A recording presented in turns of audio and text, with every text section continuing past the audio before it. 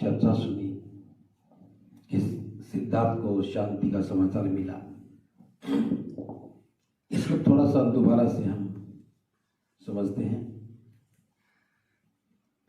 जब सिद्धार्थ राजगृह पहुंच गए थे और वहां ठहरे हुए थे, तब उनकी 5 लोगों से मुलाकात हुई। वे 5 परिव्राजक थे, गृह त्यागी थे, जिनमें एक कौंडिन्य, असजी, वप, महानाम और भनिये, ये 5 लोग थे। जब वे सिद्धार्थ गौतम से मिले तो बहुत अचरज में आए, आश्चर्यचकित हो गए। सिद्धार्थ को देखकर सोचने लगे कि इन्होंने पहुंचा कैसे ले ली। जैसे हमारे सबके मन में भी यही भाव रहता है, सन्यासी कौन बनता है? जो अभाव में हो, जो दरिद्रता में हो, जो बुजुर्ग हो। सबके मन में यही धारणा, उस समय भी यही थी, आज भी यही धारणा है कि गृह त्याग कौन करता है? जो दुखी हो, कमजोर हो, बुजुर्ग हो, असहाय हो। लेकिन जब सिद्धार्थ को देखा कि वो नौजवान भी है, सुंदर भी है, बलिष्ठ भी है, हट्टा कट्टा है, तो उसकी सौंदर्य को देखकर के बड़े प्रभावित हो गए। और उन्होंने भी, जैसे राजा बिंबिसार ने सिद्धार्थ से सवाल पूछे थे, प्रश्न पूछे थे, उन्होंने भी अपनी जिज्ञासा को शांत करने के लिए उनसे बातचीत की। जब उन्होंने सिद्धार्थ गौतम के बारे में पता लगा और उनकी पौजा के बारे में सुना था उन्होंने, तब सिद्धार्थ ने भी उनसे पूछा कि उनके कपिल वस्तु से चले आने के बाद क्या हुआ, क्योंकि चिंता का विषय तो यही था कि कपिल वस्तु में शांति बनी रहे, युद्ध ना हो। तब उन्होंने बताया कि आपके चले जाने के बाद कपिल वस्तु में बहुत सारे प्रदर्शन हुए। पुरुषों ने, लड़के लड़कियों ने, स्त्रियों ने अलग अलग प्रदर्शन किए और उस प्रदर्शन में एक ही आवाज उठी कि कोली भी हमारे भाई हैं, कोलियों के साथ हम युद्ध नहीं लड़ेंगे। शाक्य और कोलिये भाई भाई हैं। जब ये आवाज उठी तो इस आवाज से, यूं कहें कि इस जनमत से शाक्य संघ को बैठक फिर बुलानी पड़ी और शाक्य कोलियों के बीच में समझौते के लिए प्रस्ताव पास हुआ। शाक्य संघ ने 5 शाक्यों को अपना दूत चुना और उनको काम सौंपा कि वे कोलियों के पास जाएं और उनसे शांति की वार्ता करें। जब कोलियों को इस बात का पता लगा कि शाक्य संघ ने 5 लोग चुने हैं वार्तालाप के लिए, तब उन्होंने भी 5 लोग चुने कोलियों की तरफ से, ताकि वे उनके साथ बैठ करके बातचीत कर सकें।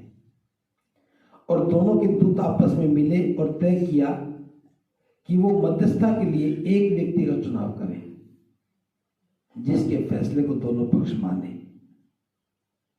और इस प्रकार से निर्णय हो गया। रोहिणी नदी के जल बंटवारे का एक स्थायी समाधान हो गया, जिस समाधान को दोनों पक्षों ने स्वीकार कर लिया। जब कपिल वस्तु में यह हुआ और परिव्राजकों ने सिद्धार्थ गौतम को यह सब बता दिया, तब पूछा, तो अब तो आपके परिव्राजक बने रहने का की कोई आवश्यकता नहीं है, क्योंकि आपने तो परिव्राजक बनने का निर्णय युद्ध को टालने के मकसद से लिया था। आप युद्ध के विरोध में थे और युद्ध टल गया है, तो ऐसी परिस्थिति में आप अपने निर्णय पर पुनर्विचार कर सकते हैं, दोबारा घर लौट के जा सकते हैं।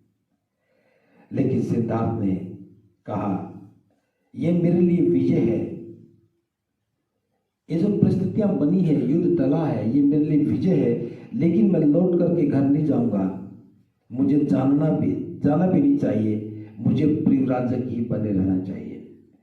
सिद्धार्थ गौतम ने उन 5 परिव्राजकों से पूछा, आपका क्या कार्यक्रम है? उन्होंने उत्तर दिया, हमने तपस्या करने का निश्चय किया है, आप भी हमारे साथ क्यों नहीं शामिल हो जाते? सिद्धार्थ ने कहा, एक एक करके पहले मुझे अपने दूसरे पंथों की जानकारी प्राप्त करनी चाहिए। तब 5 परिव्राजक वहां से चले गए। सिद्धार्थ का उत्तर था कि पहले मुझे जो अलग अलग पंथ यहाँ चल रहे हैं, मतांतर चल रहे हैं, पहले मुझे उनकी जानकारी हासिल करनी है। तो ये वार्तालाप के बाद वो 5 परिव्राजक वहां से चले गए। यहां एक बात जो समझने की है, हम कहते हैं कि परिणाम नहीं आते और किसी भी परिस्थिति में हम ठहर जाते हैं, रुक जाते हैं। लेकिन सिद्धार्थ का ये कहना, जाओ और जनमत तैयार करो। जनमत तैयार हुआ, जनता की आवाज उठी, तो बहुमत को फैसला बदलना पड़ा। हर व्यक्ति इस आवाज में शामिल होता चला गया कि कोलिये हमारे भाई हैं और हम उनके साथ युद्ध नहीं करेंगे। जब जनता की आवाज की युद्ध नहीं करेंगे तो सेनापति या शाक्य संघ कुछ नहीं कर सकता था और बहुमत अप्रभावी हो गया जनमत के सामने। ये बात बहुत महत्वपूर्ण है।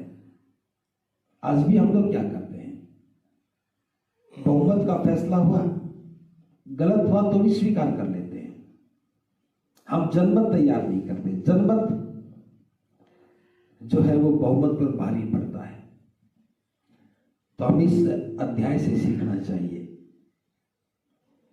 कि विषम परिस्थिति में भी जब ये लगे कि हम हार चुके हैं, तब भी एक संभावना बचती है कि हम सच के साथ खड़े हों और सच का पक्ष लें।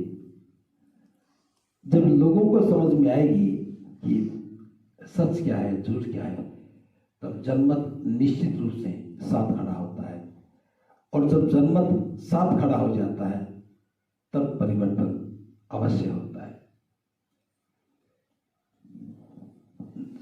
भावत्व सब